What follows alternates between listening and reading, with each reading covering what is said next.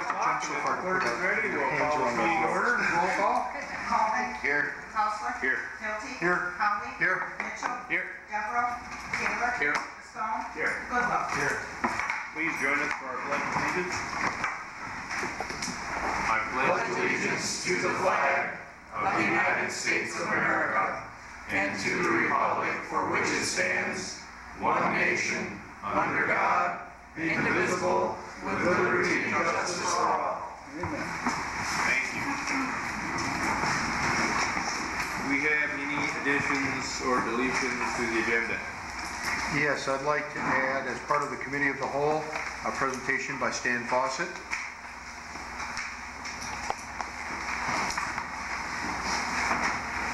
Anything else? Nothing else? Entertain a motion to approve the agenda as amended. Motion to approve the agenda as amended. Support. Moved and seconded. All in favor say aye. Aye. Opposed no. And the agenda is approved. Employee recognition. I have a certificate of recognition for Robert J. Swanson. I don't see him here tonight. Trent says no. And this is certificate of recognition, 10 years, presented to Robert J. Swanson II in grateful appreciation for his loyal and dedicated service, 2004 to 2014. And we will get that to him.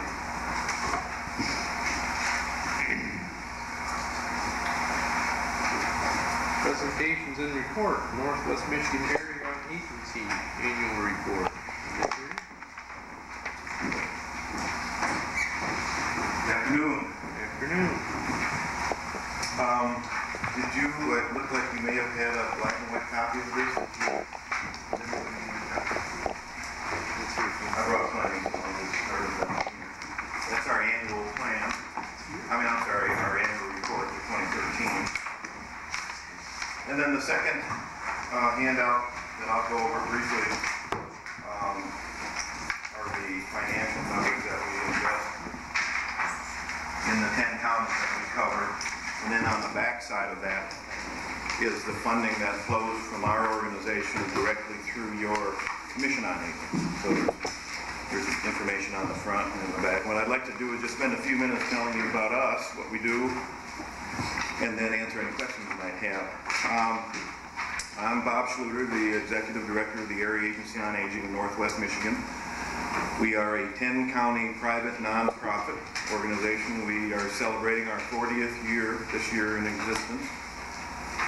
There are 16 other area agencies on aging in Michigan, and they all have similar core programs, and then depending on what kind of financial support they have coming from the outside, they might take on other adventures and initiatives too. But most of them focus on what we call home and community-based care services. So frequently I get asked, so what's the difference between you and the Commission on Aging? Because everybody knows the Commission on Aging or Council on Aging, but not very many people know the Area Agency on Aging. We're a regional organization. We're not the parent company for any county Commission on Aging. We work with them, they're partners. We tend to be more in touch with the federal and the state activities and funding and programs and changes, and it's our job to bring that information directly to the local counties, via either the county commission or directly to the Commission on Aging. So we're really a team player with each of the 10 counties.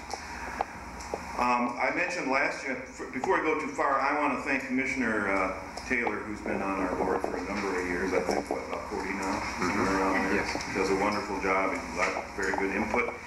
Les Barnes also is he's an at-large member. Each county can appoint one county commission or an appointee, and then we have 5 at large. And then Bonnie Forbes is your Council on Aging Director. And then Eleanor Sincinko, sitting in the back, spent many, many years with the Manton Senior Center and was deeply involved as an advocate for seniors in your county. So you have some wonderful leaders helping in the senior role, taking care of all of the older people. Older means 60 and above. We are governed by the Older Americans Act and the Older Michiganians Act. I know it's kind of something, how quickly you get there. What's happening now, our world has changed a great deal in the last few years. We used to have static funding that was very, we could count on it, we knew what it was. We don't do fundraising because we don't want to compete with the counties.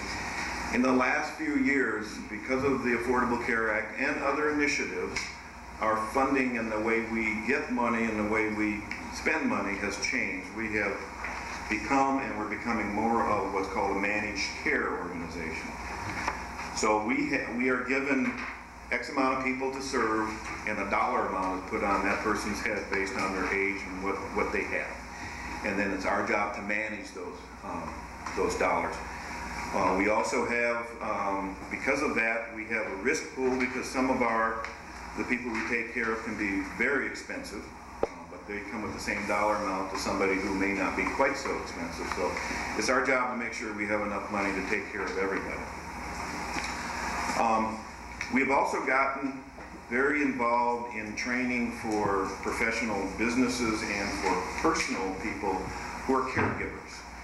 Because our world is turning into caregivers, people who take care of their spouse or their kids or their grandparents at home. I mentioned home and community-based care services. There's two reasons we try to keep people at home. One is it's the right thing to do. Most people want to be at home. That's where they want to live out the rest of their lives. The cold side is it's a heck of a lot cheaper to keep somebody at home than it is to put them in a institutional care setting. In saying that, the nursing homes of our region, and indeed most of them throughout the state, are wonderful organizations, and we work closely with them in transitional services with people who come and go in and out. So this is not, just because we're working harder and harder at keeping people at home, there will always be a place for the nursing home, but it'll tend to be more critical needs, more end-of-life care, and those kinds of things. So we're really working hard at keeping people in their own homes as long as possible.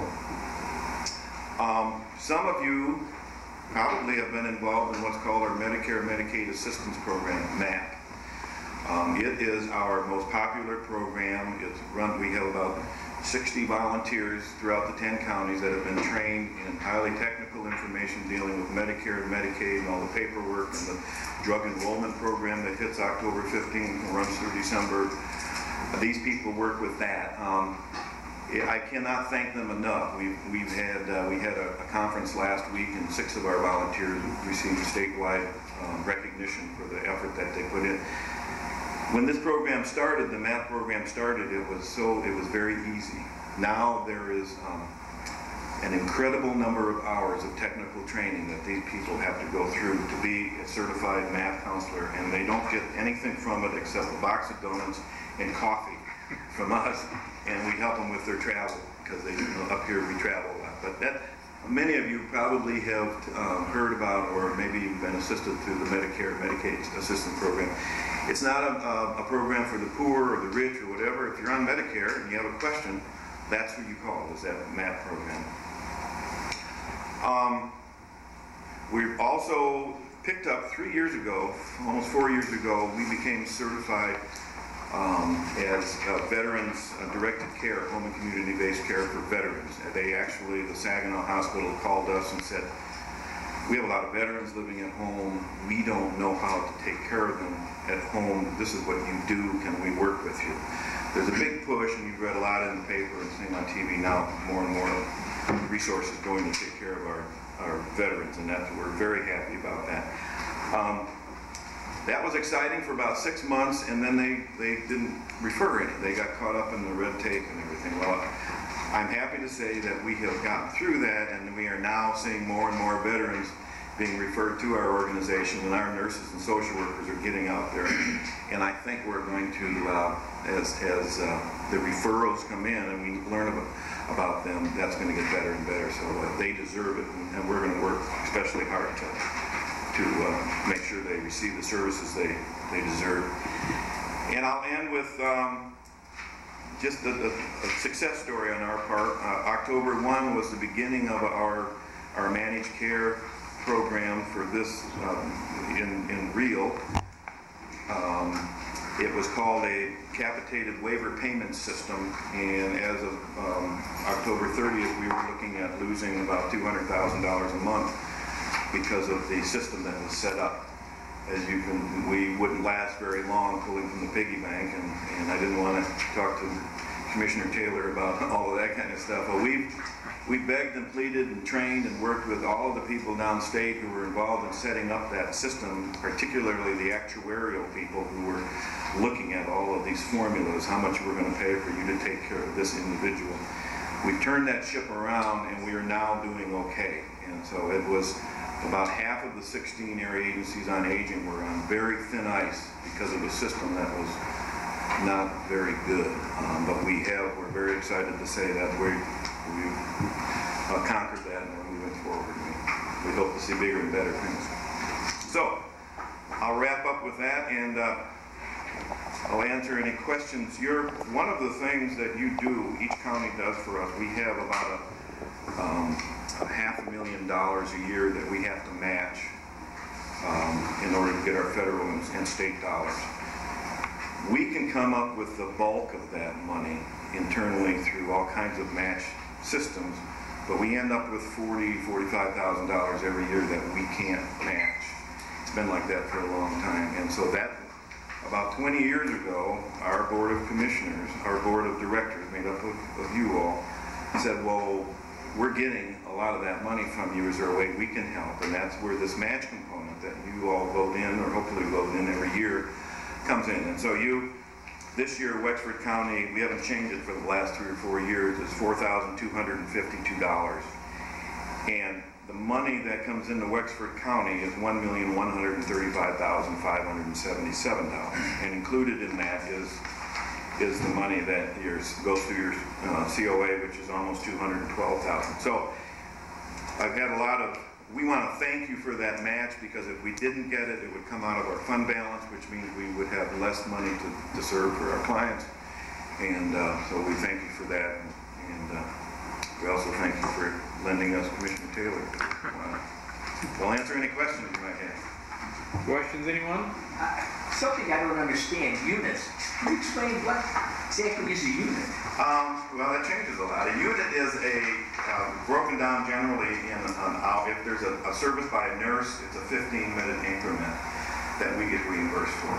Or it could be a single meal. It might be a hot meal, maybe a cold meal, maybe a home delivery meal. It's a division of a service, and then that is given to us through manuals and things that we have to. And that's how we do the accounting, and that's how we justify how we're spending the funds we get. So they see if we're doing 150,000 units here, we relate that to the amount of money that was spent for those 150,000 units. And the 5,403 units, and then under clients, then A. So that's all reimbursed by the Medicare program? Is that what that is? Well, let's see, where are you? The Medicare Medicaid assistance program. Under direct services. Direct services, yeah. Page 2. Top down. Oh, yeah. Those would be actual contacts with individual people who came into our 10-county Medicaid, Medicare, the volunteers. That's how many people were spoken to. And I believe that those are not counted twice. So if you came in twice, you don't want to count one time. So some of our programs we're told we need to put a hash mark every time a person comes in. Some we don't duplicate those. And Medicare, Medicaid is one of them. I believe we don't duplicate. Anyone have anything else? It's not. Thank you for that report. Thank you very much. I appreciate it. If you have any questions, we'll get them to Gary and he can get the answer before we got it. See. Okay. Thank you very much. Thank you. Regional Sobriety Corps, Tom Haskell. That's all I have is Tom Haskell. Good afternoon. I didn't have a thumb drive for a PowerPoint.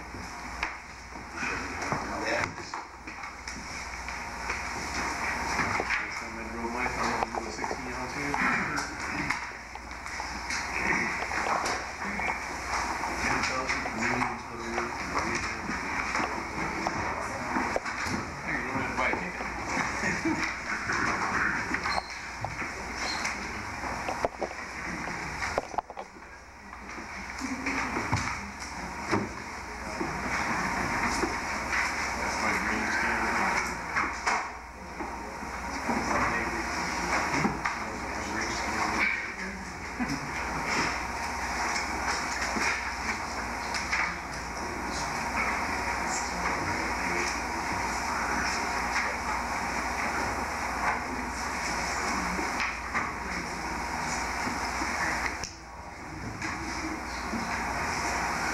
Okay, no motion, right? You aren't getting all that?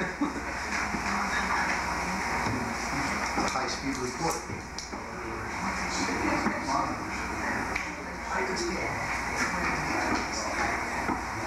How much did that cost?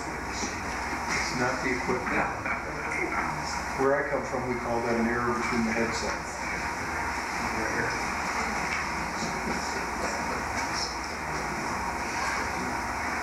See, We just bought the first equipment. rule of presentations, always make sure you tested it before. We just bought the equipment, we didn't pay for training.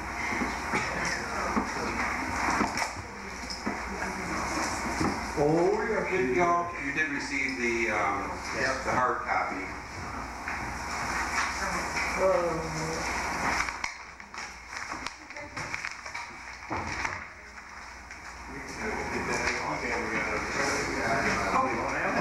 Why don't I go ahead and get started? My name is Tom Haskell. I'm the program coordinator for the Northern Michigan Regional B.O.C Sobriety Court. I'm the former court administrator and juvenile court referee for Crawford County. And Paul Campbell, who is the Crawford County Controller, has also accompanied me to this presentation. Crawford County is the funding unit. They are so that they accept the grant funds and disperse the grant funds to Crawford County. Essentially, the Supreme Court, along with the legislature and Governor Snyder, approved grant funding to start 4 regional sobriety courts in Michigan, and that was a couple of years ago. And the regional sobriety courts each had up to a $250,000 grant.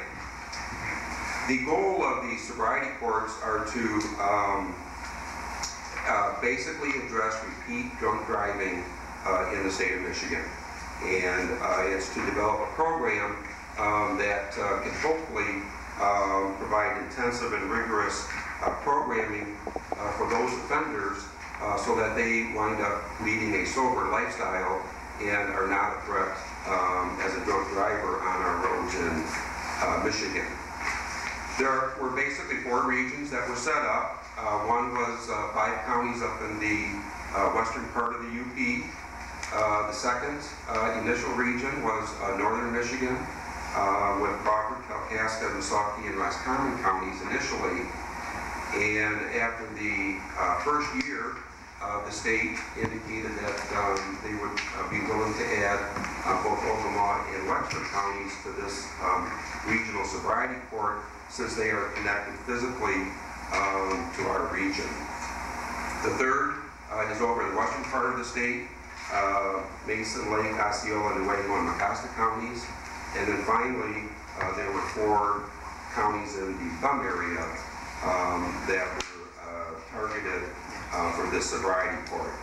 And basically, the rationale for selecting these various counties was that there was not any existing specialty type of court that would address these drunk driving issues. If you take a look at the map that is on page 3, you can see where the various sobriety courts, drug courts, and other type of specialty treatment courts are located, and again explains why they targeted our region. The sobriety court is a legal entity that's formed by what's called a local administrative order, and that's where the chief judges of each of the courts that are participating sign an order authorizing participation in it. And there's a memorandum of understanding with the various agencies that are involved, and those include the courts, prosecutors, a defense attorney representative, treatment providers, and local law enforcement. For our sobriety court, Judge Monty Burmeister, who was the Crawford County probate judge who has district court authority, was named as the coordinating court judge, essentially the chief judge of this regional sobriety court. In addition, 46th Circuit Court Judge George Mertz is also a presiding judge for these sobriety courts, and he has been currently performing in Kalkaska County and Missaukee County. Judge Van Alst, who obviously is with us here today, she had agreed initially to be a backup judge to help out the other judges if they had court conflicts, and most recently has agreed to be the presiding judge for both the Wexford County and Missaukee County sobriety courts. So we will wind up having three, presuming all our grant funding comes through, we will have 3 judges administering the sobriety court in up to 6 counties. I have been the project coordinator, which has been a requirement of the grant, and basically the reason I stuck around a little bit longer after my retirement from my other job, but it's basically a temporary position to get these sobriety courts up and running. We also had input on the steering committee in developing the policies and procedures for the sobriety court, and Wexford County Probation Officer Gordon B.O.C was one of the participants that helped out in that development, since he also does cover Missaukee County as well.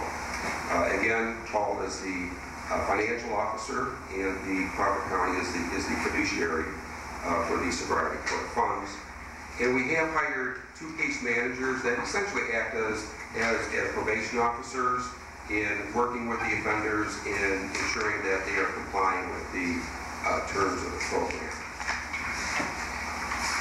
Basically, to enter this program, the defendant has to be arrested and convicted for either OUI second or third.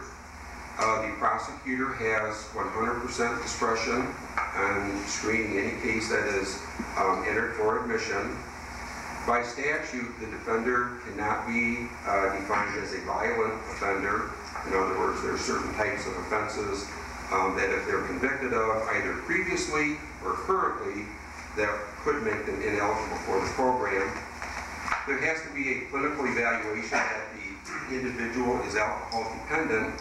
In other words, they are an alcoholic who needs treatment and monitoring to try to correct that disease that they possess. The local judge obviously must approve the sentencing. They have final authority on who would go into the sobriety court, and then there's an order that transfers that supervision into this court to where they're under the jurisdiction of that sobriety court judge. The sobriety court is unique as opposed to other types of court functions in that there's a real team concept in how it is operated and administered. And there are essentially 2 court hearings a month for the defendants, and there are what's called 2 team meetings for the defendants, also for the participants who are helping the judge make decisions on the progress that the defendants make. Those include the presiding judge of the sobriety court, the prosecuting attorney, a defense attorney representative, a treatment provider, a law enforcement representative, a probation officer, and also a recovery coach who is somebody that is well versed in the recovery community, and so that they can lend their expertise to the individuals that are making decisions on the defendants that enter the program. There's another unique concept that's different than our normal judicial process, and that is that the defendant has to agree to participate in the program. They waive their normal due process rights. Just to give you an example, if there's a violation of probation of a defendant that has a drunk driving charge, they are appointed an attorney, they go through the legal process, et cetera, until some sort of a sanction or penalty is imposed. With the sobriety court, they waive that process, and the judge makes a decision, again, up to every 2 weeks, if they are found to be in non-compliance and violating the sobriety court program or otherwise their probation period. And what that does is that, again, fosters an increased ability to monitor compliance with the defendants that are in the program.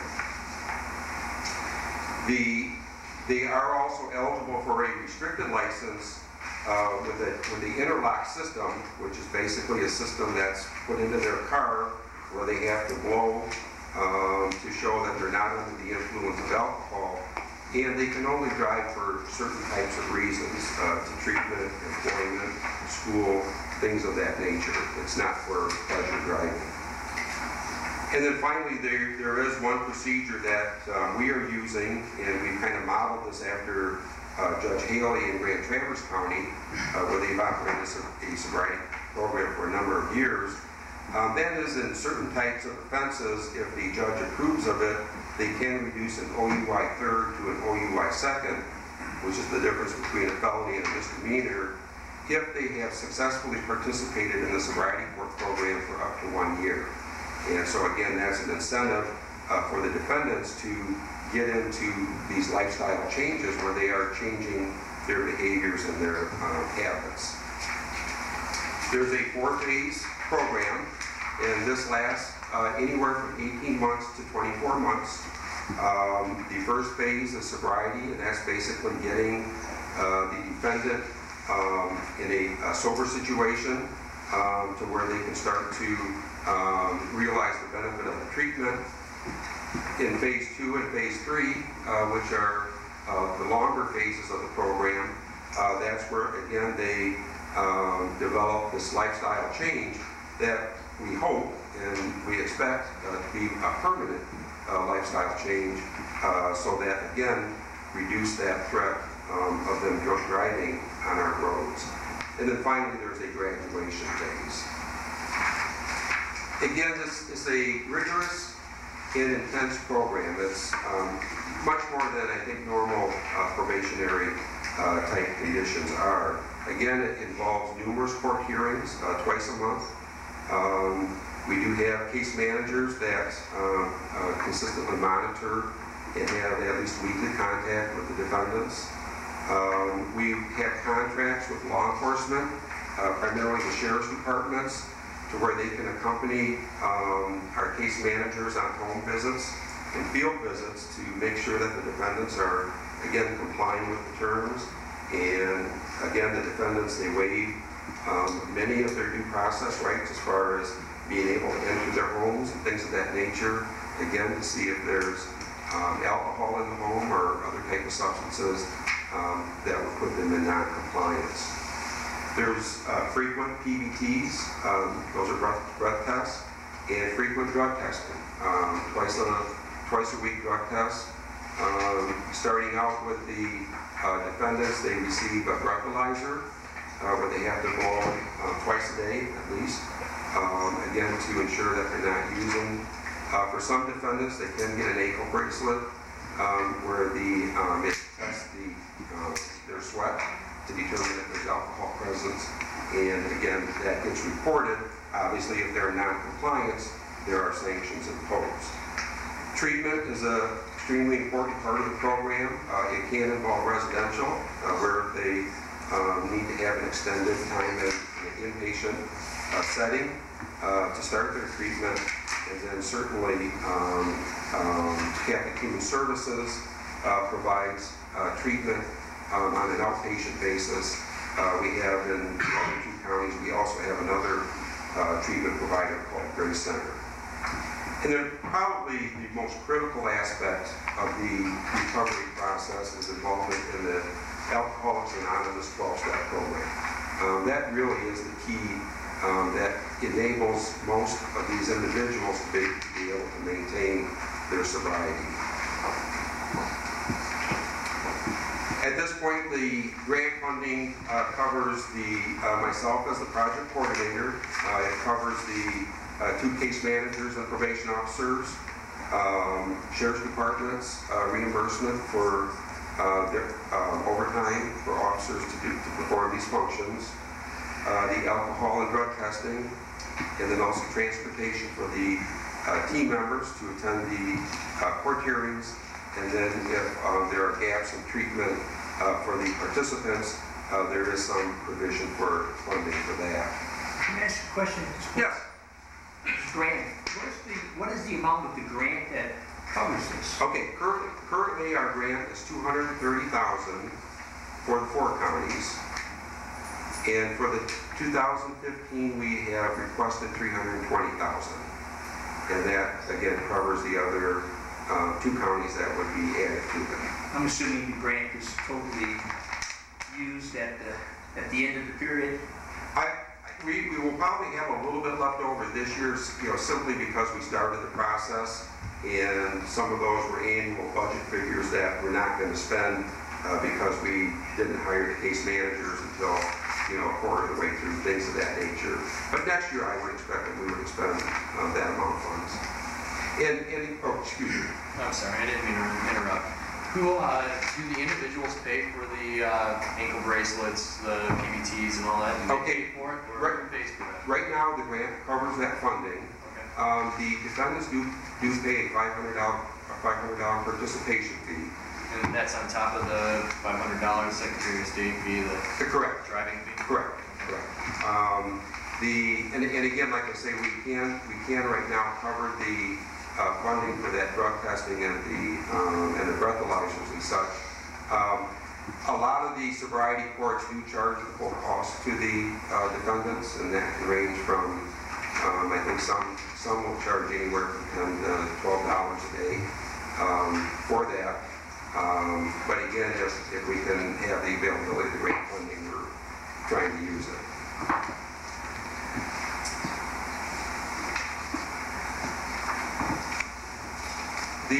And so that's the grant from the State Court Administrative Office that we currently have, and we're applying for next year. As we've gone through these presentations before the Board of Commissioners, the one thing, and obviously with our experience in working with county government, we recognize that when grants run out, the money has to come from somewhere to sustain these programs. And so part of the effort that we are making is to try to prepare for when these grant funds may not be available.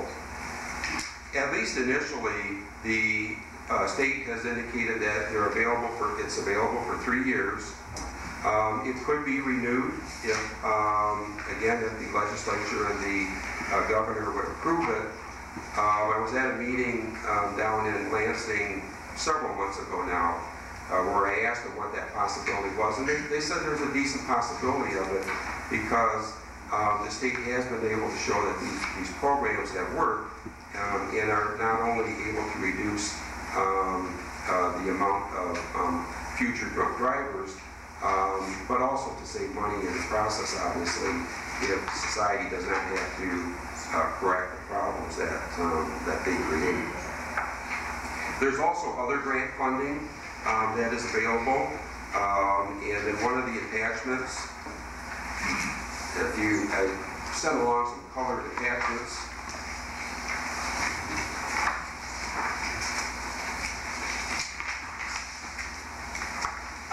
In the bright yellow sheet, there are a number of other state grants that are available, and again, the grant advisors that we are working with are encouraging us to go ahead and start applying for these grants now too, because many of the courts, they have been ongoing or been able to operate their programs on an ongoing basis with continually getting grants every year. And obviously that it enables them to continue operating.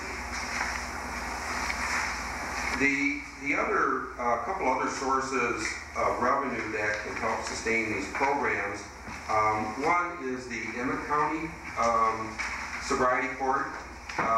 They use 3 separate sources of funds. One is the drug court fund. Secondly, there's a drunk driving fund, and a civil filing fee has a specific provision in it where counties can designate a certain portion of the civil filing fees to operate a drug treatment program. And so again, the state, I think in their efforts to want to see these programs continue, have been building in sources of revenue and sources of funding so that it doesn't fall upon the counties to try to use existing funds to operate these programs. And I think that's one of the things I've really tried to stress in each of the presentations that we've had, and in working with Paul, who obviously is well versed on county funding, is that if we can come up with alternative ways other than the general fund of the county to continue this program, it winds up being a win-win situation for everybody. And that is certainly our goal. And then toward that end, finally, is the whole issue of court costs and civil infraction fees, which I'm not sure to what extent you're aware, but there has been a change in that due to a Supreme Court decision. However, it's my belief, and I think Paul would agree with me, I think once the Michigan Association of Counties gets with the legislature when they get back in session, I think they're going to come up with some probably standard procedures for assessing court costs, and it would be my expectation, I would bet that there's going to wind up being an increase in revenue as a result of that decision, that Supreme Court decision. So, and again, that is, there are statutes already on the books where for these types of offenses, the court can assess cost of prosecution and also cost of probation, again, which can include being in a civil rights court. And just to kind of finish up, before you might have any questions, the judge that is assisting the state in developing these regional sobriety courts is Patrick Bowler, and he has provided some of these stats on the impact that drunk driving has, both on Michigan and in the U.S., and there's some 2012 figures that explain some of that. And then also the impact specifically that repeat drunk drivers have, and how more dangerous a repeat drunk driver is, can be on our roads. And then finally, the state has done a study to see how, what impact these programs have on repeat drunk drivers, and they have found that basically compared to the average probationary probationer, that there is a 10% for conviction of a new offense, as opposed to 18.12% with that comparison group. And again, finally, there is a list on the very last page of the various organizations nationwide that support DWI courts. So with that, I'll certainly take any questions. Questions? Potential revenue sources, I'm assuming they're being explored. Yes. You're after, okay. Exactly, and that's why, I think it was real important for us to start doing that at the very beginning, not wait until the grant runs out at the end of 3 years and then scramble to hope you can find something.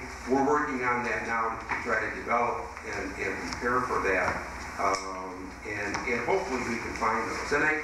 And I think Paul has been very frank with all of the other boards of commissioners. If for some reason the grant runs out and we can't find the other sources of funding, it may be that the programs cease, but we will certainly do our best to try to find that other funding. How does that apply when somebody's in their 1 year period and the grant money runs out, and how does it get reversed? How does that person, they've been under this program for 6 months and now there's no more money. What happens then? They go before the judge again? Well, they're still on probation. Okay, in other words, it's being sentenced into this program as part of their probationary terms.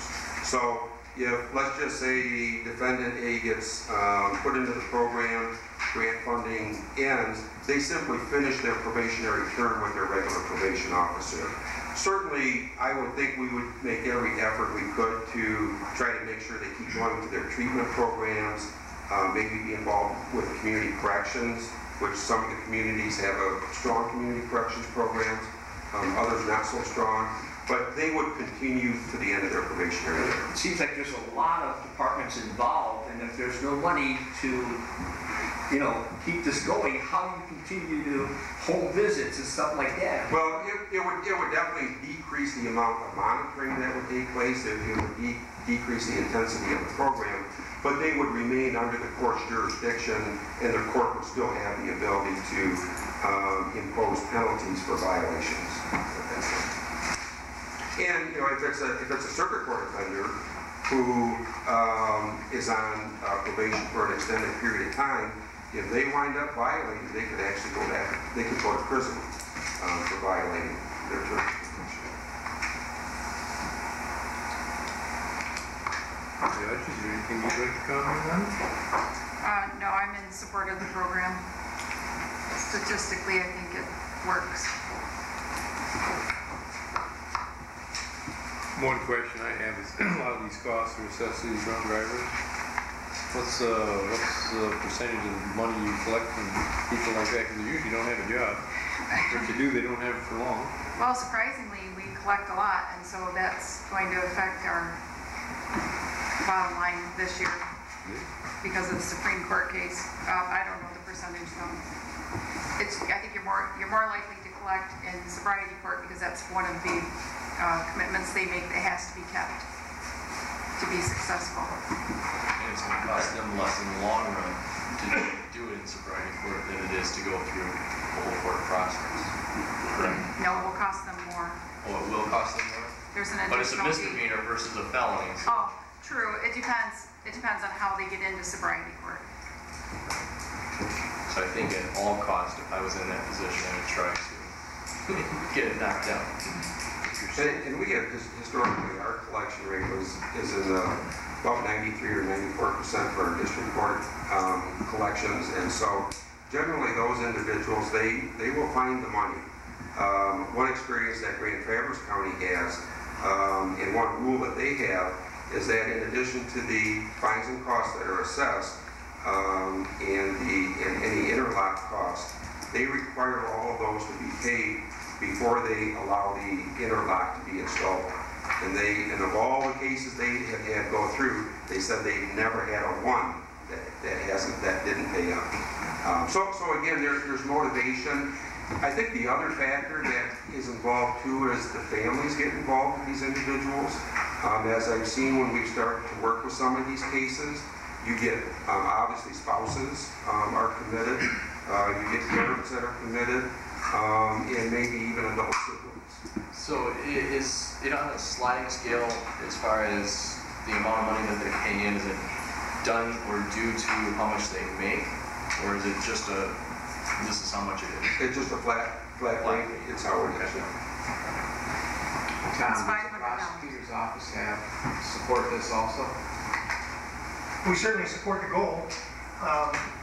One of the major problems is money. $500 to get in the program. I think phase 1 is 90 days of total sobriety and daily testing, which is in this county $5 a day. So that's 90 days, that's $450. And then We are able to cover that cost in the grant. yeah, you covered, and some others don't. Some others make the people pay. And then if you do well, ignition interlock is money that in other courts they pay, and they pay for a good reason. They like to drive, so they're going to get that, make that a priority. And then there's the meetings, the mandatory meetings that will possibly stress out the prosecutor's office to make someone available to commit themselves to those meetings every month. Although, but we think it's a good program, but it's got some wrinkles. And the money, as always, seems to be the bottom line, and resources, specifically from our office. But if it's in place, it's a good thing, and we would try to work with it somehow. What about you, Gary? Sheriff's Department behind this? Yeah, again, as Tom said, we're behind the concept, and just money is the issue. I was surprised here tonight in our conversation so far that there was some reimbursement for enforcement costs. That helps out a lot right there. So is this gonna require any action by our county? No. Other than find some funding where it runs out? Or not. Or not. Any further questions? Hearing none, thank you for that report. Thank you very much.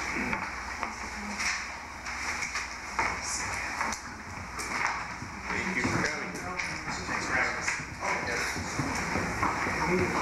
Brings us down to public comment. Anyone wishing to address the board? Those are routine. I know him very well. He's one of us.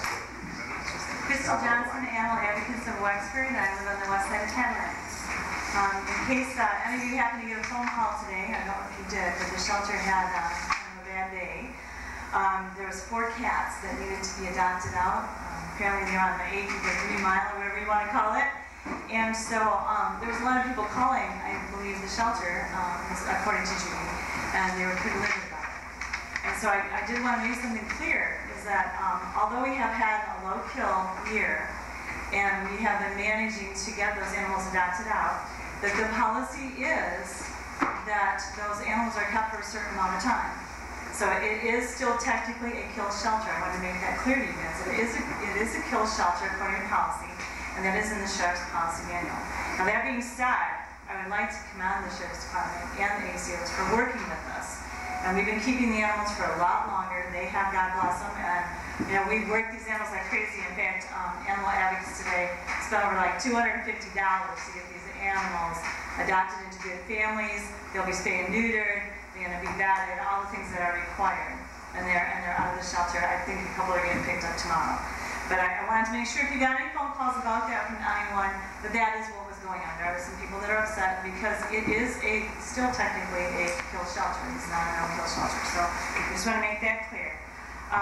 The spay-neuter funds, that still needs to be addressed. It needs to be straightened out. I know that Gary and Trent are working on that, but it's really important that we get this done, and I will tell you why exactly. Not only because of all the stuff that I'm always laying on you about getting these animals spayed and neutered, but what happened today is made a lot easier adopting these animals out. Is they're spayed and neutered right out the bat. Then you just pick up the package. Animal has its shots, it's already spayed or neutered, it's out the door. And they pay a small fee and then it's gone. I mean, you wouldn't have to reimburse the $25. For a $25 fee to get an animal that had a $100 neuter job and a $12, I hate to say that, but anyways, and a $12 rabies shot and its vaccinations, that's a bargain. That's a huge bargain. If you can't afford $25, you probably have to vet that animal anyway. And we're going to get it back in the shelter. So that being said, it's really important that you guys work on this, that whatever you can do to help the Sheriff's Department. I have the numbers here, and I know that according to the latest financial that I have, that is June, the 30th of June, I still do not see any money in that pet adoption fund. And why I'm asking is because we want to start a program and doing this spay neuter. We should have about $2,300 available right now to do an adoption event like we did last year and pay for some spay and neutering. Now, that's also on the heels of a grant that I will be able to write that is coming through the Department of Agriculture that's available to shelters. But we can't write that without a program. There has to be something in place so that we can write that, so we can get the money. B.O.C has got it several years in a row, and it's a good deal of money. So if you could do anything to do that, help that along, push it along, that would be great. Thank you. Thank you. Anyone else? Yes.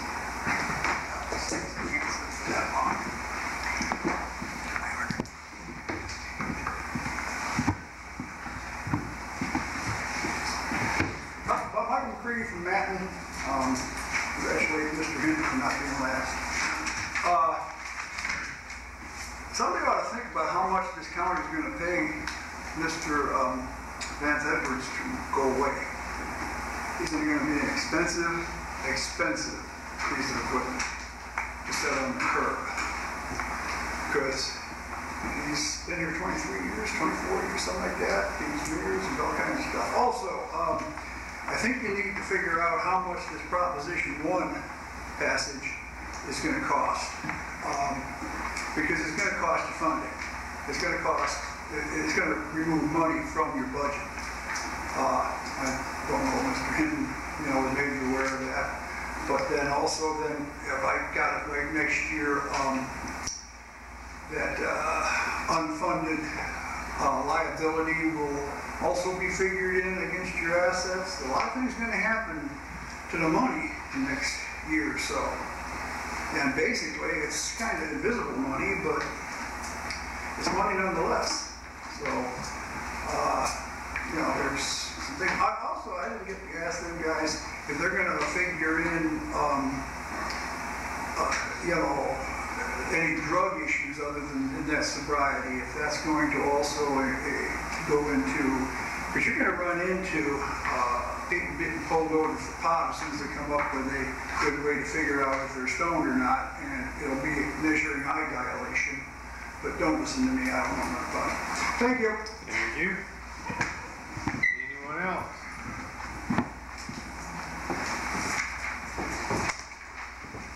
Came to say hello, Bill Barnett, 915 Stinson. And thanks for doing what you guys do up here. Appreciate that very much. I'm glad to be out of my little positions and have a little freedom. And hopefully you guys will have that. I'm all for the sobriety court that is being proposed here. It's doing a lot of good so far in other counties, and once it gets moving here in Misaki, it will be helpful as well. Watching the jail thing from afar, I mentioned last year that there's a lot of traffic on Carmel Street, and actually Cobb's too, and those are issues for safety. We don't have sidewalks on Cobb's. Real concerned about expanding the jail where you're looking at, which is where the old swamp was, where we played as kids. But there's a lot of traffic. It would make sense, in my opinion, to move it closer to a state highway. And that's not my property. It's not for sale to you guys. I'm glad to have a cat in my family. But that was $265,000. I think you're going to get some offers there. It'll be real entertaining. That if you could get some land and get a fresh start. I feel real bad for the corrections officers and the inmates who work in a terrible, pathetic position and situation for their safety. And the building's not worth it. I would get rid of it if you could, and if you could pull that off and to build a new jail somewhere else that has a little elbow room, it's closer to a freeway, and what at least looks like a state highway. Also, whatever you can do, thank you, Crystal, for all your work, and the gang that continues to work together for the animal shelter and animal control. Hopefully you can work out a millage that the public would support, and we get back on track with good animal care and confidence from the community. That's all I have. And thanks again for having me. I won't stay too much longer because I've got to travel to maybe 3 jails tonight to see my clients. So it'd be nice if you really could get a jail that they could be closer to home and the attorneys don't have to drive so much. Or the corrections officers. I can only imagine how much time they're on. It's ridiculous. Thank you, Bill. Anyone else like to address the board under public comment? Seeing no one else moving forward, we close public comment. Move on down to the consent agenda. Motion to approve the consent agenda as presented. I did have a question. Yes. About the consent agenda. Are these buildings, are they run by us or are they run by the boards? I mean, do we own that property? Yes, they're coming out of the building. All of except the road commission was lined up. So we can't. We don't have a building. We can't sanction that instead of having all this mumbo jumbo in there, just have that the use of tobacco product is not permitted in all county buildings. If you want to have a discussion on the issue, you should move to remove it from the consent agenda. It applies to all county buildings. We will do this in HR. It will be a countywide policy on all buildings. So, I think your concern is met. Kevin also correct me if you had a discussion, you should pull it off the agenda. Yes, you mind before we? Yeah, and I told you, it applies to all buildings except the road commission, which we don't have jurisdiction. Motion on the floor, we have a second. Support. All in favor, say aye. Aye. Aye. Opposed, no. Passes 8-0. Agenda item J1, resolution 1423, animal control millage. Motion to approve resolution 14-23 authorizing election for a Wexford County Animal Control Fund millage proposal and certifying ballot language for the November 2014 general election assessing .20 mills for 2 years, 2014 and 15 as presented. Support. Moved and seconded. There's been some concern stated about the question of whether it should specify how it should be broken down or whether it should just be for 2 mills.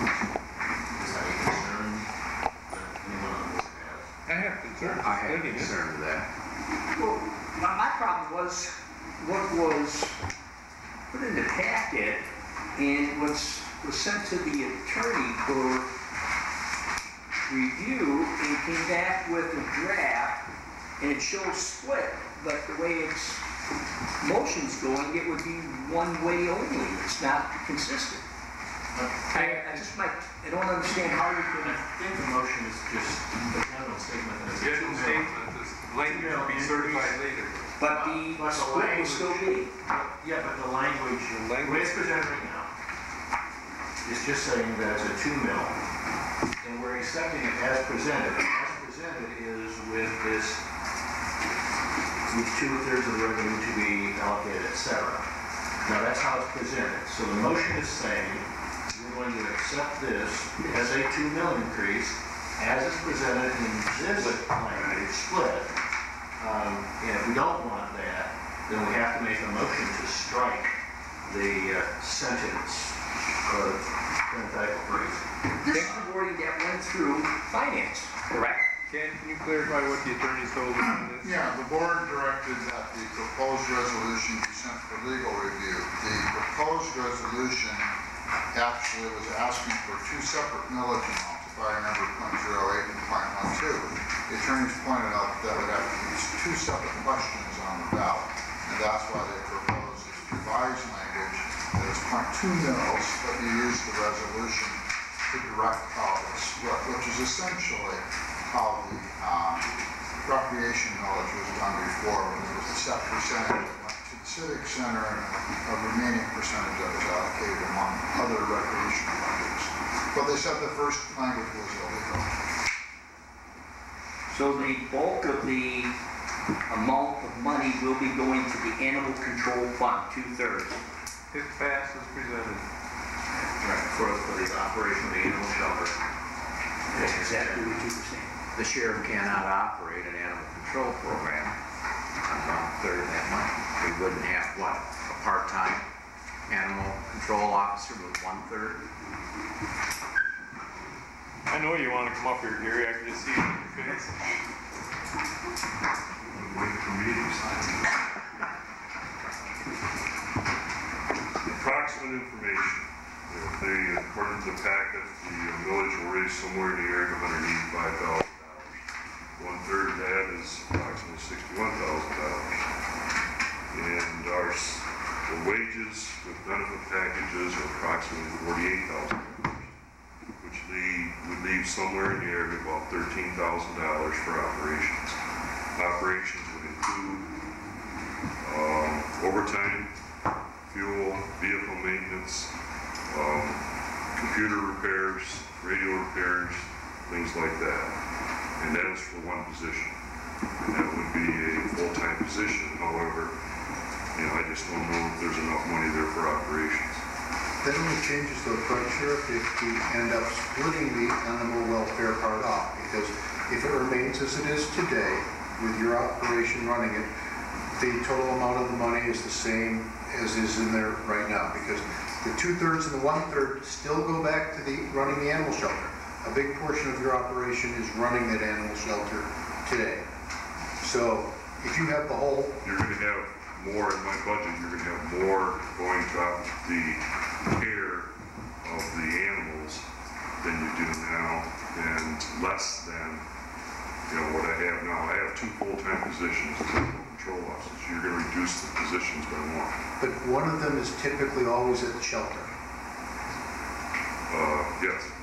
So therefore, that applies to the animal welfare part of it.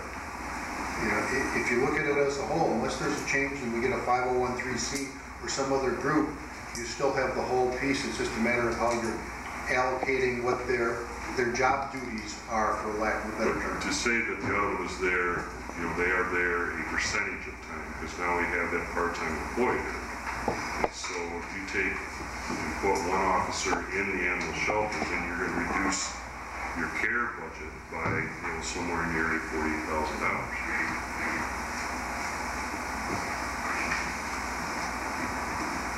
Bill, I tell you how I feel on the issue of the sheriff running the shelter. He should get the millage and do with it as he sees fit. I think we need to strike that sentence about 1/3 and 2/3.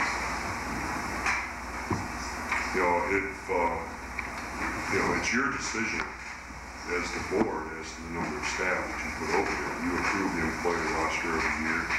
You know what the budget is, and you know, that's your decision to make, you know, the determination as to the number of staff that are, you know, working under animal control, and how you want to assign them. You know, basically it's mine, and if this language you go through as presented, then obviously there's got to be some animal care and, you know, time spent there, So if we bumped up those, then we would correct that issue. Wasn't the original amount 0.25, and then it was voted finance? One time it was 0.3. 0.35. 0.35. Why was it lowered? That's what we Like to do it? Because we had a big surplus and I know, that time, but what about this time? We don't have the surplus and we're lowering it again. And now we're worried about covering it. We still have a surplus. And if I recall, they got moved down twice last year over into next year. How much? I don't remember the exact number. We got it out of the budget. Didn't this millage lose twice last year? Yeah. Correct. I'm sorry, I didn't hear what you just I said. said this millage lost twice last year. Once. Once? Once. We only put it on Right, the it was recreation lost twice. my mistake. Further discussion? Is there a recommendation from the animal control group? Yeah, they want to split. They want to split.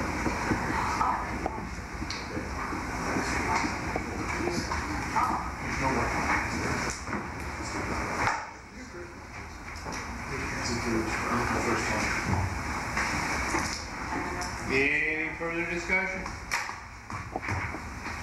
So the motion on the floor is bring it as it is right now, As written in your packet, correct, Ken? with the split. 1/3, 2/3. Correct. Right, correct.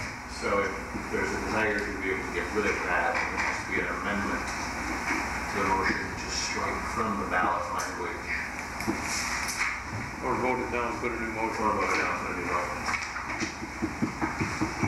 What's the desire of the board? Let's vote it down. If I don't hear any, Leave it as is. if I don't hear any further discussion, I will call roll call.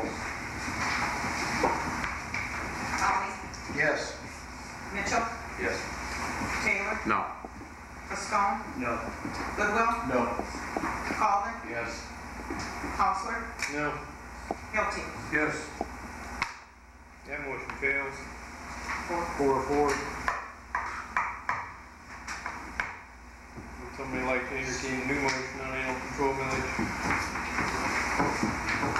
What are you thinking?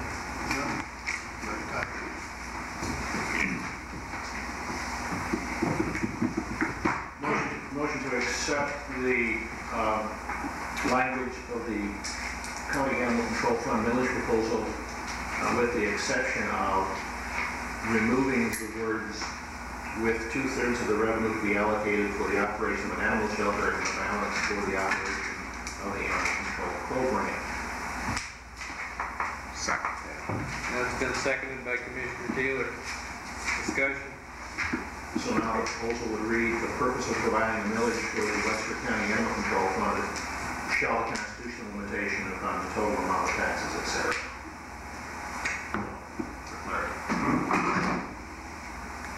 Everyone understand that one? Any further discussion? Madam Clerk, you have the motion. Just strike the 2/3, 1/3. No further discussion. Everyone understands the motion, roll call. Mitchell, Yes. Taylor, Yes. Liscone, Yes. Goodwill, Yes. Kaufman, Yes. Hausler, No. Hilti, Yes. Holly. No. 6-2, that one passes. Agenda item J2. Motion to approve resolution 14-25 supporting Wexford County Snowmobile Law Enforcement Grant application in the amount of $20,382 for the period October 1, 2014 to April 30th, 2015, and authorize the chairman of the board to sign the application on behalf of the county. Seconded. Discussion. This is a renewal, so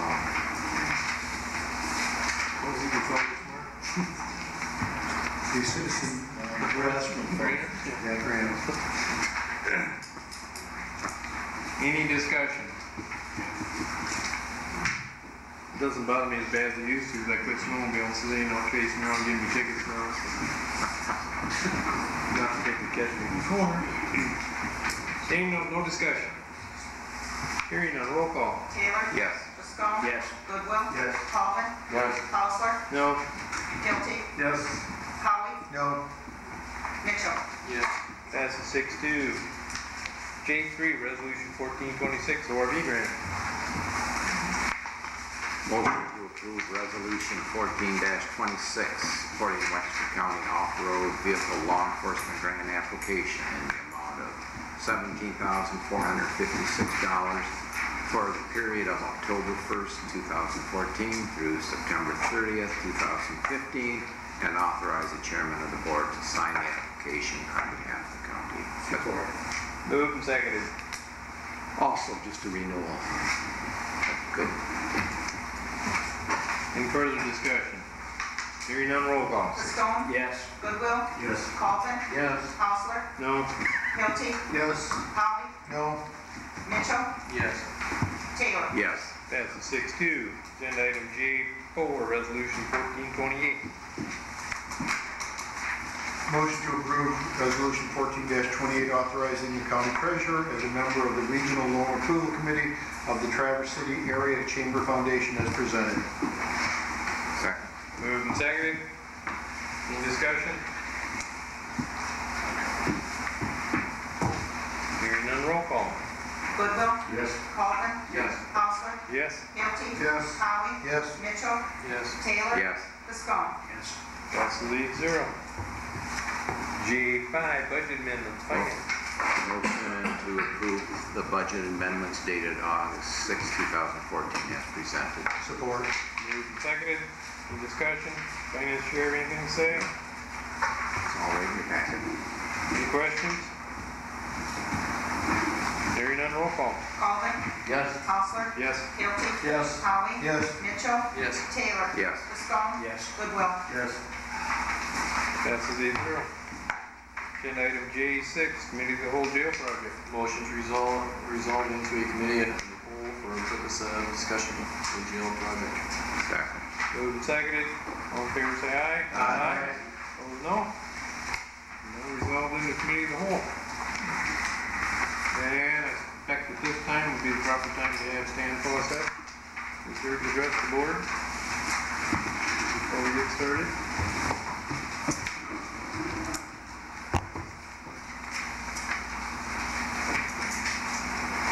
You ever hear of PowerPoint speeches? You're gonna get one tonight, 2 minutes or less time. You wanna pass this out when I'm done? Sure. Try and get the clipboard back. I don't think anybody here will steal it. Oh, thank you again. Gentlemen, I stand before you and offering to give you my 10-acre parcel with access off Crosby Road, preferably for a new jail. For anything else you wish to do with it, absolutely free.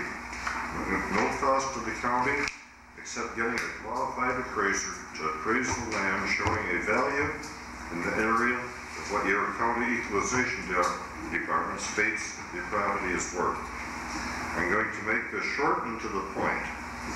As all of you know, I'm 100% against a new jail being built on the existing jail site for various reasons, not limited to the following: hard to find, a long stretch of densely populated homes and cross streets for emergency vehicles to have to travel through to reach the main highways, surrounded by medical facilities including the hospital, and potential unstable soil to be built on. I want to go on to say that since 1908,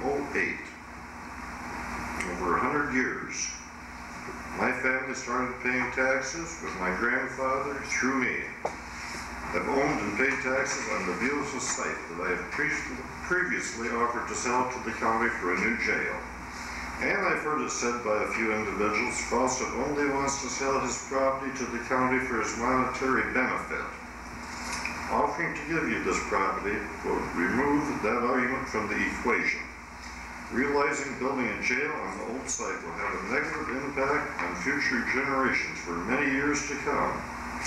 And the positive impact and benefit for many years to come of building the jail on the new site will have for future of my secretary typed this and spelled it wrong. In the future of our entire area. I feel it would be best for the community if you would take me up on this offer. And again, if you choose not to build a jail there, I'm sure the city would love to have it for a dog park. I've been thinking about offering to them for a dog park, but the jail on this site to me is much more important. I like dogs. By the way, a lot of people use it for a dog park already. I know I mow it every 3 or 4 weeks and have to be careful. Thank you. Goodbye. Thank you, Stan. Thank you, Stan. Any questions? Oh, good. Honest people. Any questions from anybody? So, let me get this straight. You're opposed to building on the existing site? Must have been humorized just a bit hard to hear. Give it to you free, just give me an appraisal, show me somewhere in the range of what the county would like to pay back, what the county says it's worth. Thank you. You do state something here. You state that your county equalization department states the property is worth, so you want to make sure that what you get from a qualified appraiser is exactly what? No, in the area. In the area. Somewhere between the equalized value and the true, somewhere between there. And that's somewhere. Well, I don't want it. You people are going to get one for me. Okay? Thank you, Stan. Any other questions? I'm sure that will create... Please let me know if there's no interest after you discuss it, because I have been mowing that property repeatedly for years, and I'm sick and tired of it. You mean you've been keeping it up for us? Yeah, and also paid to get a new cut out to Crosby Road in, as probably most of you noticed. It just came to an end. I made up my mind to have it long enough. Thank you, Stan. Thank you, Stan.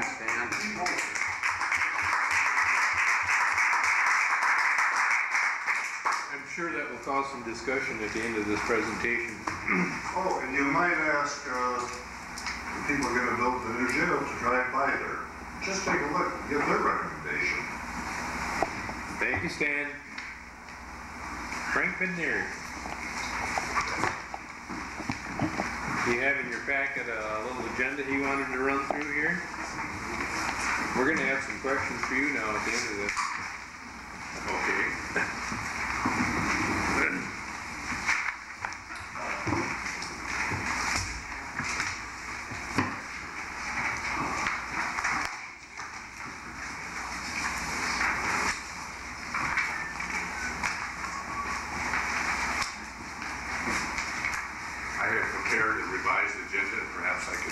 Pass that on. Please.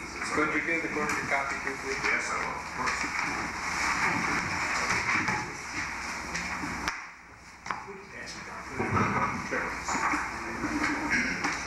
You two want to be up here, sir?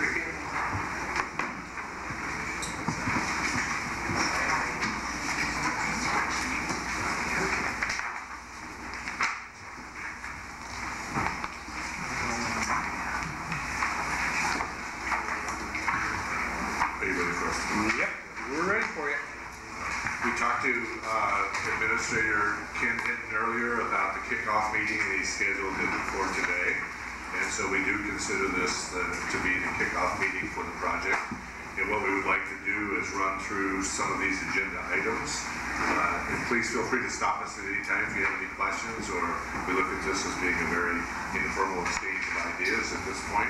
And we want to introduce you to the team that will be primarily working on the project.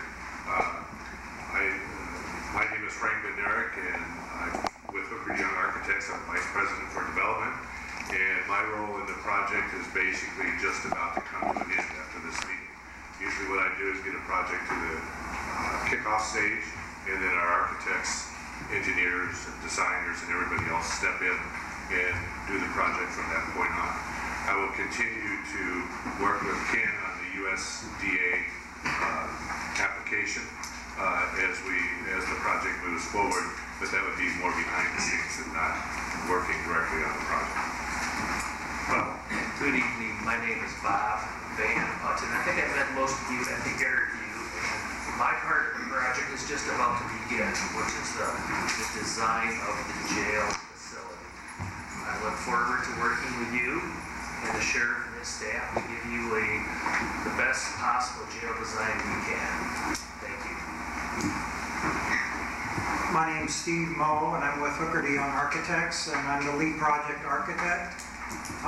My responsibility will be to work with Bob, our consultants, our engineers, to produce a set of construction documents so that we can bid the project and have a successful jail. The next item that we have on the agenda is a review of the soil boring report. I don't know if you received the executive summary or not. Did not? I got an email. Did you actually look positive? Yeah, I can distribute that as well.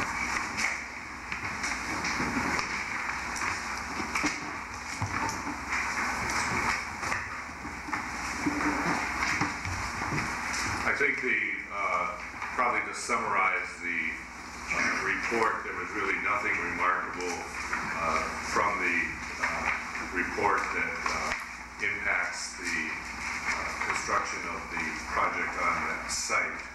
The soil borings were done to, I believe, 60 feet, and the result is that the site will sustain the structure that is being planned there. And again, there was nothing remarkable about the site. Question. Yeah. Not all were done at 60 feet, just one, correct? No, but there wasn't any reason to do all of them. Okay, just the others were like 45 foot. Mm-hmm. There's a whole, we have the whole schedule if you wanted to look at the entire schedule, but there was a varying schedule depending on where the location is. I saw them marked. Yes.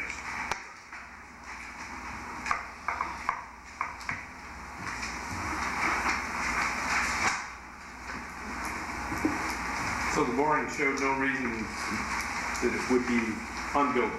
Correct. And I think further, it would be virtually no difference in cost if you were to some other site. I mean, you still have to prepare your site. You have to remove topsoil. You have to get a good base to build the project on. So it's just a neutral report, basically.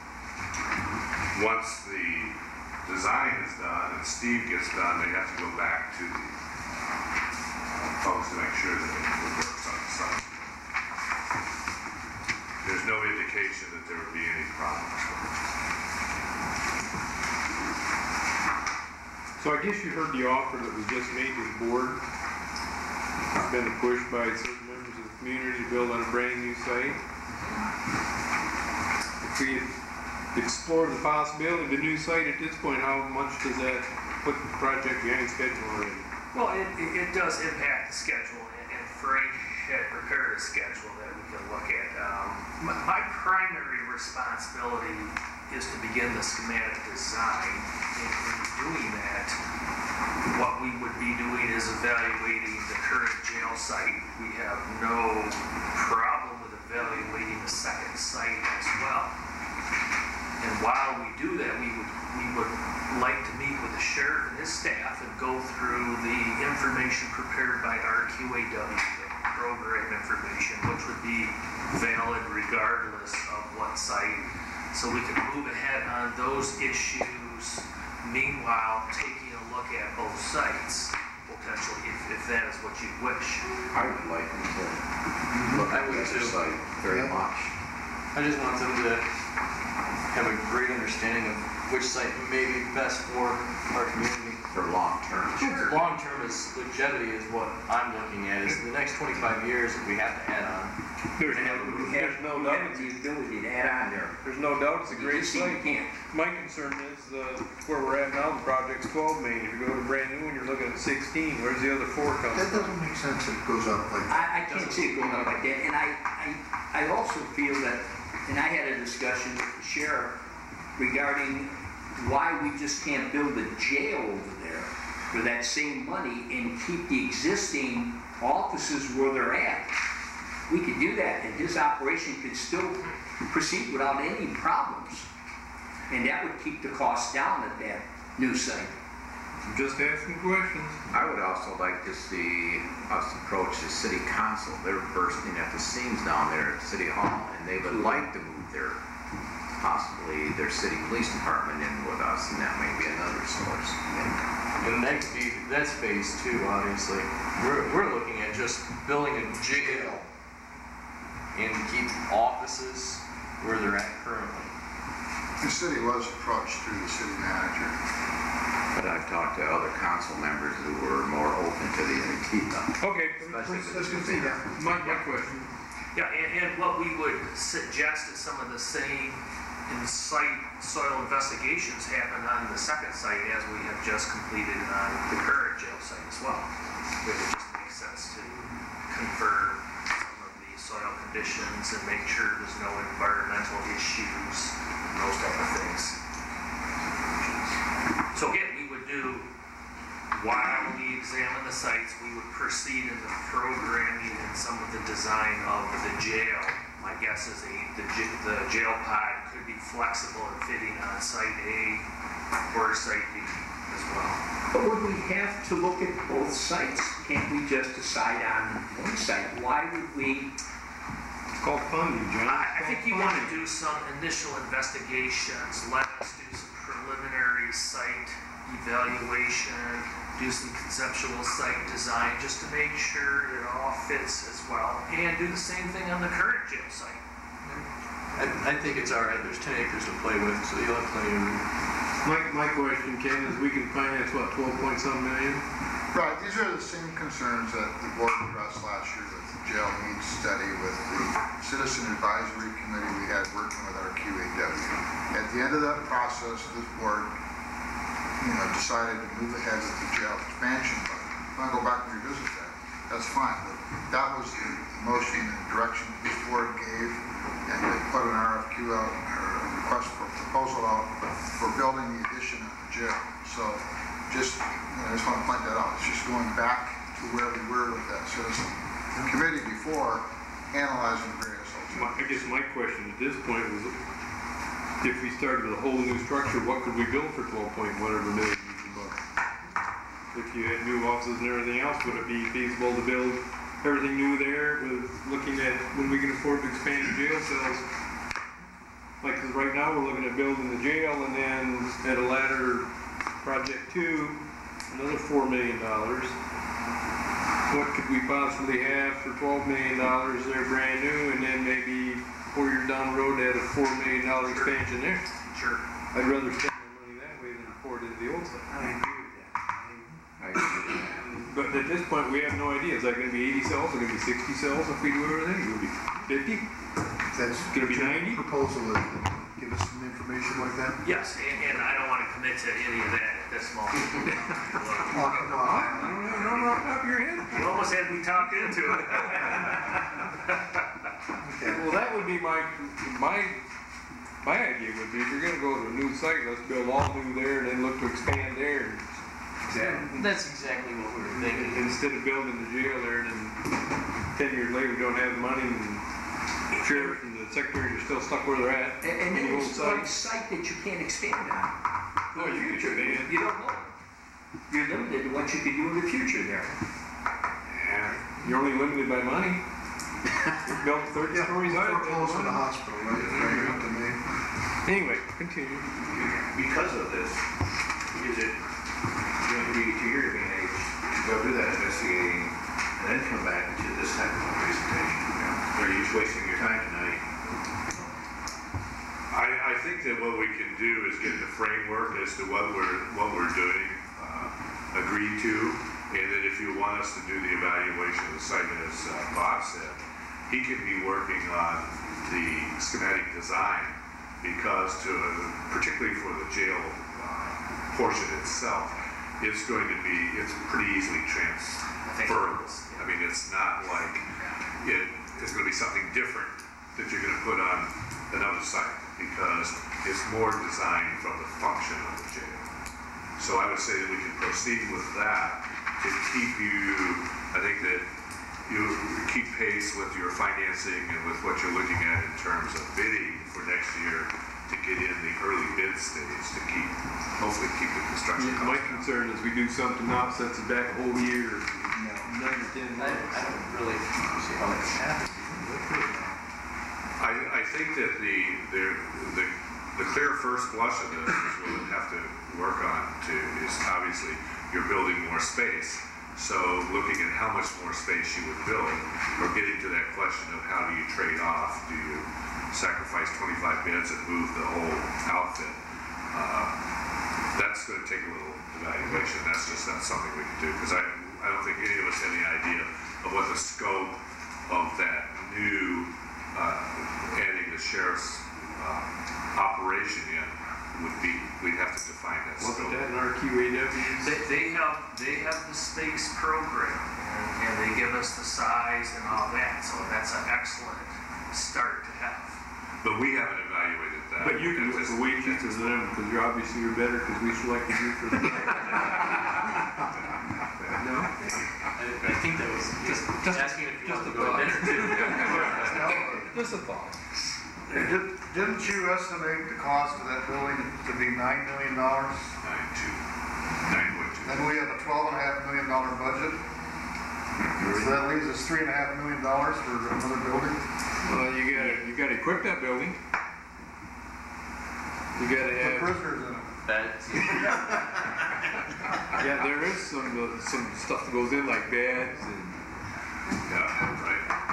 I think Security. we think the $300 a square foot cost for jail space is a fair good number. And it's about what, $150 for the other space? Yeah. The office, the sheriff office space is less costly.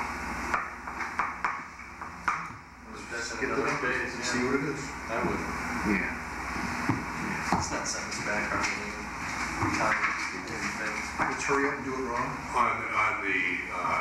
On the soil investigation, do you want us to take pricing for a second investigation on that site? I would think. Not yet, just look at it, it makes sense. Did you mean there was somebody cheaper than hired first time? No, but we would still take proposals again. Well, we paid for the first set, I think it's your turn. Good point, Bob. You might ask him. I remember that He's done question. soil borings out there when the city was looking at it. He mentioned one had been done Yeah. when the- adjacent to it. Yeah, the city was looking at it. But you want to, after some conceptual site planning, when we have an idea of where the building would go, you want to take a look at that building footprint. The soils can change. Right. Let's get It's all the conceptual first. Yeah, that's, Let's find out if just the concept confirming makes that sense. assumption. What's that? Let's find out if the concepts make sense that they're going to propose, because if the money doesn't work, if Commissioner Hausler is correct and the money wouldn't work, that changes the whole thing. Then you don't even have to worry about doing borings. But if on the other hand, they can come up with a proposal that fits within the financial means that we've established, then it's probably time to do the borings. So it's all resting on your shoulders. The happiness and future well-being of this county. How does that make you feel? Good. Makes me excited.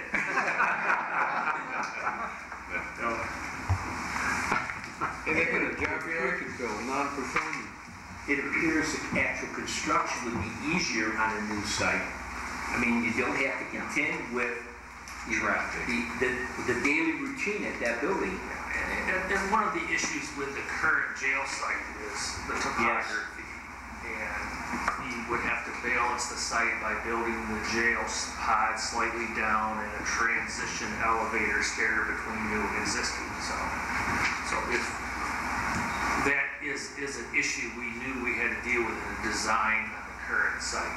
Construction would probably even go much quicker. It has Hard to say. New site. And I believe, I'm told that new site has utilities, sewer. Yes, it does. Water right there. Very important. Yeah, the sewer's right there. Right next to 131. Yes. It runs on the property, the lift station does. It's on the back. Like I said, I'm totally in favor if we can come up with money. Let's get the proposal and we'll figure it out from there.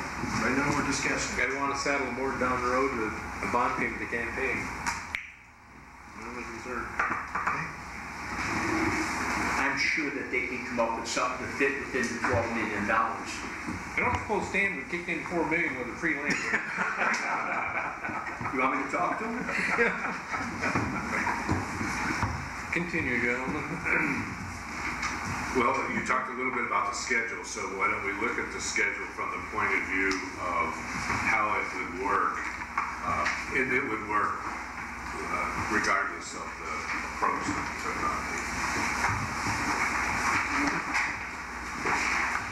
on the site issue, because the timings are about the same, whether we would be doing a totally new building or an addition. It doesn't have to change that. Bob, you're going to talk about the first part? Yeah.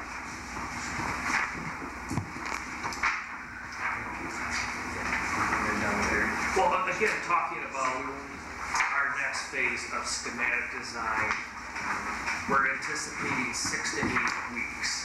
And with the exception of now the possibility of looking at a second site, we had tentatively thought that you meet the first and third Wednesday of each month, I believe. Correct.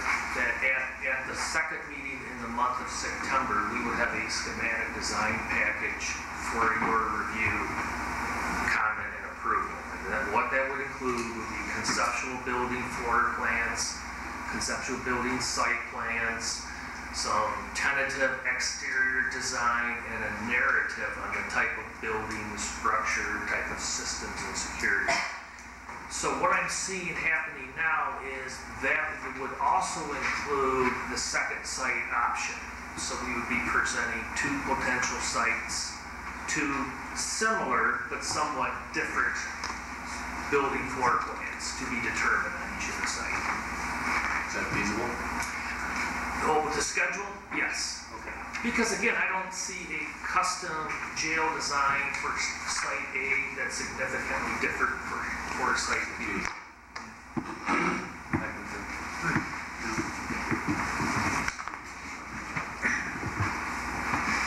So after design, or schematic design is complete, we have a 1-week period for owner approval, just so we get formal approval on that schematic design, so we have clear direction on how to proceed to the next phase. The next phase is design development. And like it says, we just developed the design a little bit further. Hooker DeYoung has a little more involvement, Bob has a little less involvement, but he's still involved kind of transitioning, using his expertise in the next phase. During this phase, we developed the floor plan a little more firm dimensions, the height of the building, some basic wall construction. We developed the mechanical systems a little bit more. We look into electrical, service size and how we're going to work all that, plumbing, things like that.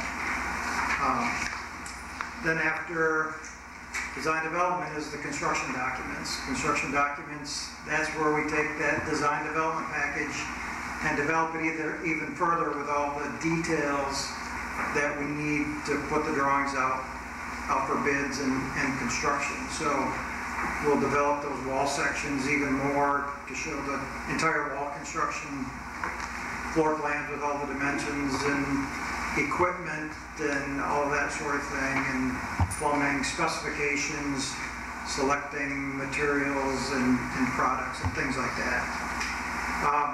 Then after construction documents, we have a 1-week period for approval of those before we go out to bid. And then, so we have 4 weeks for bidding, I believe, and then a couple weeks for bid negotiation, and then getting a contract, construction contract executed. So our goal is to break ground in late spring of 2015. No matter what site we're at. Pardon me? No matter what site we're at. Yeah, I think so. Unless we find some roadblocks, but that's our plan. Did you see his note at the bottom of the page? Providing we provide prompt approvals, this schedule can be maintained? Yeah. Right, it's always important to get approvals on schedule. I would point out on the schedule that beginning with schematic design, where we say 6 to 8 weeks and owner approval 1 week, is right out of our proposal. So what I've done is taken that out of our proposal and then scheduled it with your scheduled meeting dates that Ken gave us, so that it would, all of these would correspond with the time frames that you would be regularly meeting.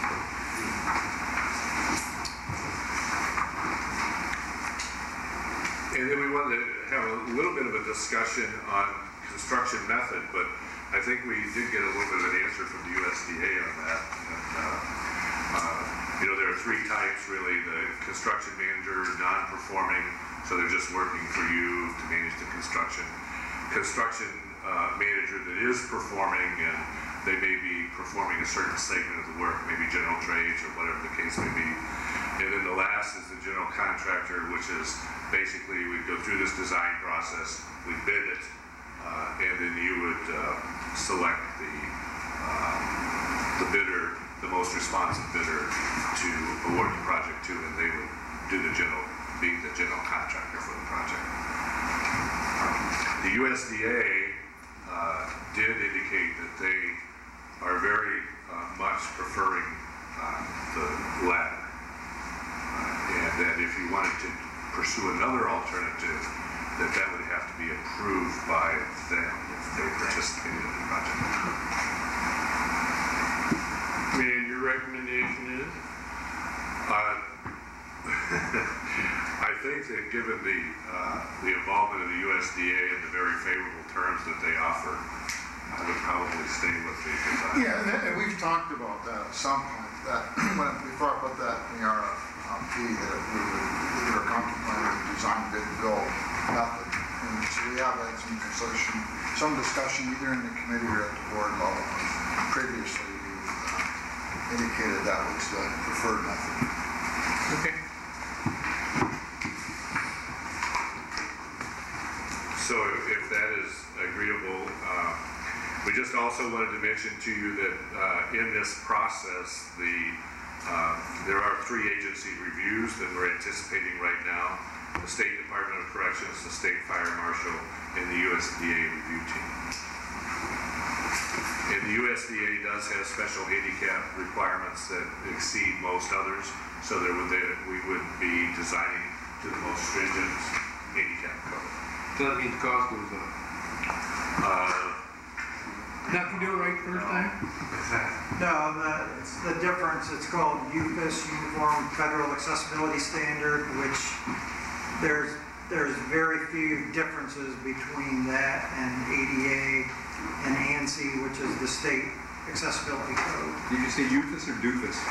Yeah, UFAS. But yeah, there's very few, and some of it, the door just needs to swing out on a bathroom instead of in, or the bathroom needs to be a little bigger, but very, very few changes.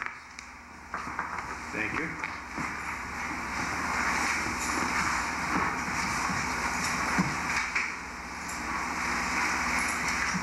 And then we did want to mention that we are willing to meet with any stakeholders that you would want to have us meet with during the course of the the development of the project, and that would be at your direction or Ken's direction. We would set that up and be glad to do that. And our thinking for the discussion of the planning group is basically to work with the sheriff and his team to come back to you with a schematic design, because it's so intimate to the process. So Ken and the sheriff would probably be the people we would look to work at to get something back to you that everybody's already had some of their input into, so you can see a pretty well-defined document. If that makes sense to you. Yeah, makes sense to me. You don't want me designing it. I mean, they have a set of gallows on one end of it. Triple bunk.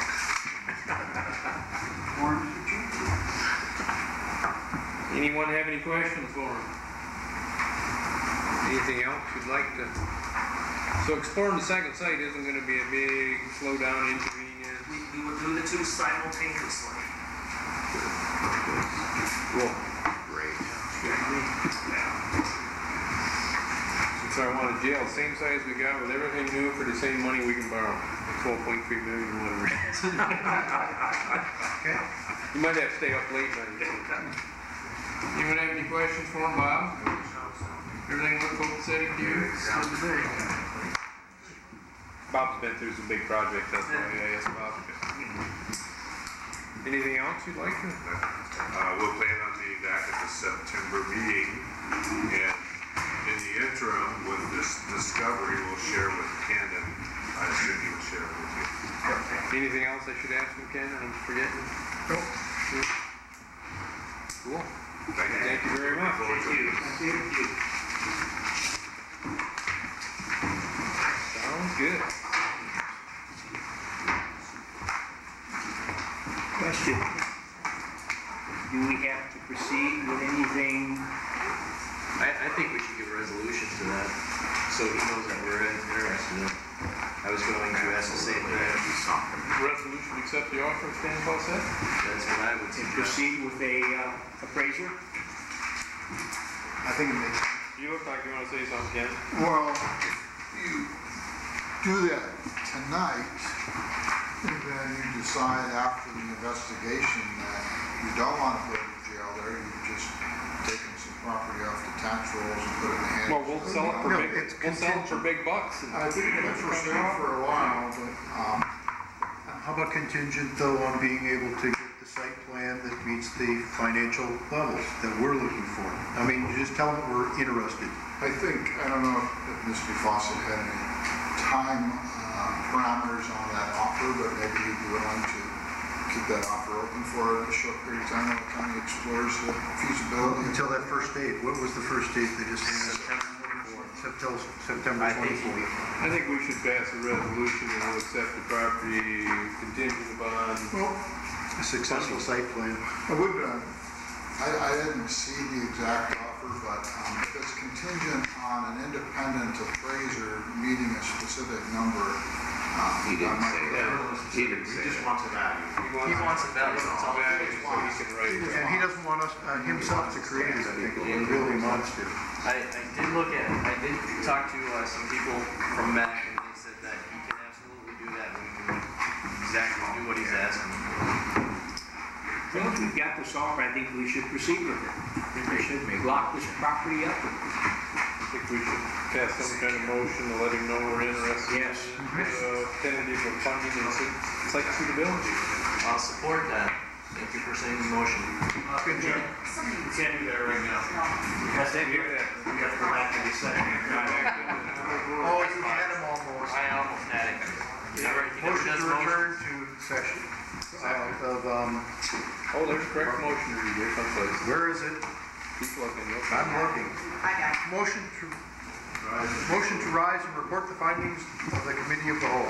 Support. All in favor? All in favor, say aye. Aye. Opposed, no. We're now back in the full session of the board. Now discussion on the Stan Fawcett property. What was the motion you were proposing to make? You said it so eloquently. I would propose a motion to accept Mr. Fawcett's offer contingent upon funding and suit suitability. Second. Site suitability. Wow, that was almost harmonious. Seconds. Contingent on sites. Funding, availability, and Contingent on site funding. suitability. And site.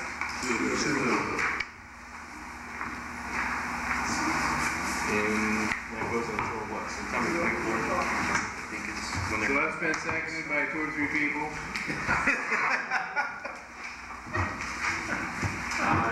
All in favor say aye. Aye. Opposed, no. And could you contact Mr. Fawcett and let him know? Yep. Anything further? I'm glad to hear that evaluation will not slow things down.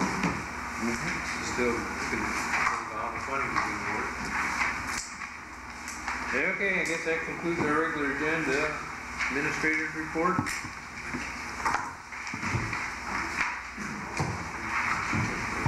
Mr. Bednarik alluded to a meeting we had with rural development. We had a meeting here at the beginning of last week with Blake Smith of Rural Development, James Stanton, Frank, and myself to discuss the pre-application process for our rural development funding.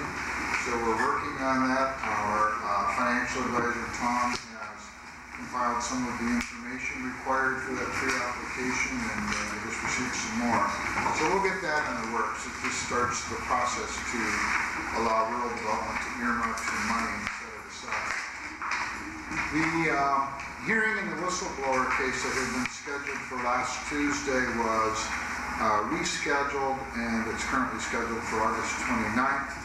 So if that hearing date and time holds, I'll travel to Benzie to attend that meeting. And otherwise, it's pretty quiet. Tomorrow is Rec and Building Committee, I believe. And next week we have our exec committee scheduled in finance. And I have gotten, I had an August 1st response date for budget requests. So I will be working this month on compiling all of those budget requests into a document for our preliminary budget for next year. That's all I have. Thank you. There's no chance USC is going to turn us down, right? Well, it's possible if they don't get the funding, but right now it seems like a good deal. Okay. Possible. Correspondence. Anyone have any correspondence? No correspondence from anyone? Once again, we're back down to public comment. Anyone wishing to address the board? I'm certain those are routine by now.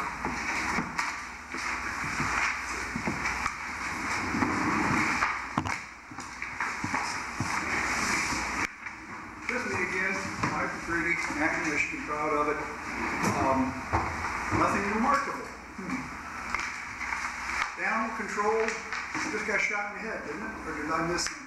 I mean, it's just right back in the sheriff's hands and nothing set aside for animal welfare. Okay. Plus, it's less. You couldn't have maybe made it a little more so everybody might be happy.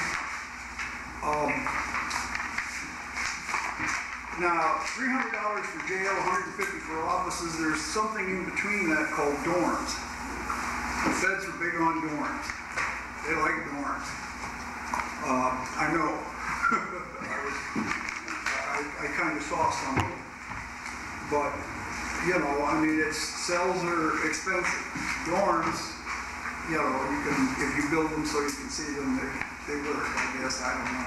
Haven't been in a new jail. I went to Terre Haute, which was one of the oldest in the federal systems, and it's where they still execute people. I don't know. I think maybe, I don't know if the other lady who's running for commissioner knows where Stan Fawcett's property is, knows what this is. I've seen it. It's a beautiful, flat, park-like setting. Good luck with it. It seems a complicated situation for something you just do. I'm a big just do it guy, so. And if it stinks, maybe, you know, you gotta buy some perfume, kitty litter, whatever. Thank you much. Have a good meeting. Anyone else for public comment? You think you don't want to say anything? No. No one else coming forward? Close public comment? Liaison reports. Holly? Yes, there's actually a lot going on at the CWTA. Vance Edwards announced his retirement effective 8/28 of 2014. There's been a couple of meetings recently in between to try and work things out. They had a meeting again tonight in which they accepted his retirement notice. They have not appointed an interim director. There'll be another special meeting related to that. This is our first meeting since the receipt of the approval of the June minutes. In the June minutes, Charlotte Nespin announced her resignation. Her last meeting will be July 17, 2014. So therefore, I'd like to make a motion that we accept the resignation of Charlotte Nespin from the CWTA board, effective 7/17 of 2014, and direct the administrator to seek someone to fill the remaining term of that vacancy. I'd second that. What's our normal process? HR. It'll go to HR. It'll go to HR now, but we get to get some candidates. Okay. We make one Is that in the minutes? Yeah, it's in the minutes. I don't think you need to make a motion. I think it needs to go to HR and then they will Okay. initiate. We don't have to accept the resignation. I'd like to accept the resignation. I think we can do this responsibility of accepting the resignation. The entire board or the committee that has The jurisdiction? entire board has to accept the resignation. Then send it to We HR always do. for the new That one. is true. I got a motion on the floor in 1 second. Yep. It's been seconded. It's been seconded. All in favor, say aye. Aye. Opposed, no. Accept the resignation. That's all I have for a liaison report. Thank you. Mitchell? None. Taylor? Viscone? None. Goodwill? None. Colvin? None. Hilty? Well, I guess I should comment on the DPW. I have been providing oversight for the DPW, and they're quite busy, so I've been learning a lot. And thank goodness we got good employees over there, because otherwise I'd be running around trying to do it myself. But they're doing pretty well. Thank you. I have nothing. Board comments? Holly? None? Mitchell? None. Taylor? Viscone? I think Mr. Fawcett coming forward with that offer has sent us in a whole new direction, which I think is going to be good for the county. And I'll see you. Goodwill? None. Colvin? None. Hilty? None. Motion. I have none other than thanking everyone who attended tonight's meeting. And then entertain a motion for adjournment. Motion to adjourn. Support. All in favor, say aye.